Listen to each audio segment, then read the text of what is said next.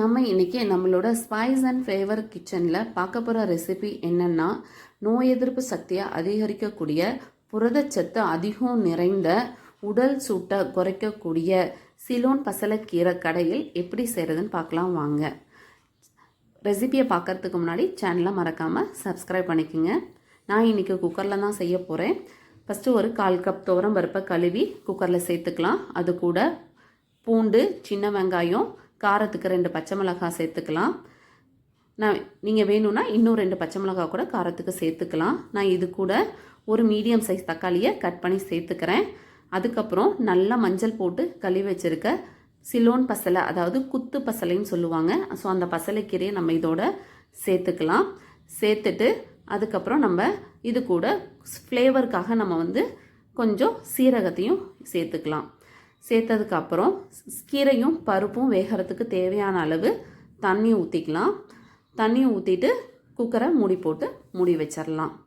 So மூடி வச்சிடலாம். நான் 4லேருந்து 5 விசில் விட்டு, நார்மலாக பருப்பு வேகிறதுக்காக 4லேருந்து 5 விசில் விடுவேன்.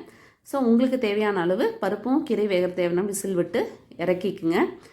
இறக்கினதுக்கப்புறம் இப்போ பார்த்தீங்கன்னா கீரையும் பருப்பும் வெந்துருச்சான்னு பார்த்துடலாம்.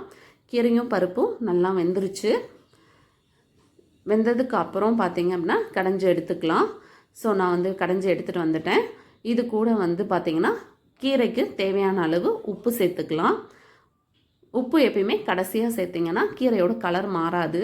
இது கூட தாளிப்புக்காக பார்த்திங்க அப்படின்னா தாளிப்பு கரண்டியை வச்சு அதில் கடுகு, பெரிய வெங்காயம் போட்டுக்கலாம். ஸோ பெரிய வெங்காயம் நல்லா வதங்கினதுக்கப்புறம் கருவேப்பிலையும் வரமிளகாவும் சேர்த்துக்கலாம். ஸோ இதை நல்லா வணங்கினதுக்கு அப்புறமேட்டுக்கு நம்ம குக்கரில் கடைஞ்சி வச்சுருக்க கீரையோட சேர்த்துக்கலாம். சேர்த்துட்டு நல்லா ஒரு கலர் விட்டுட்டு ஒரு கொதி வந்த பிறகு இறக்குனீங்க அப்படின்னா சுவையான பசலைக்கீரை கடையல் ரெடி. நீங்கள் இதை வாரத்துக்கு 2 முறை கூட உங்கள் உணவோடு சேர்த்துக்கலாம். இது உடம்புக்கு ரொம்பவே நல்லது.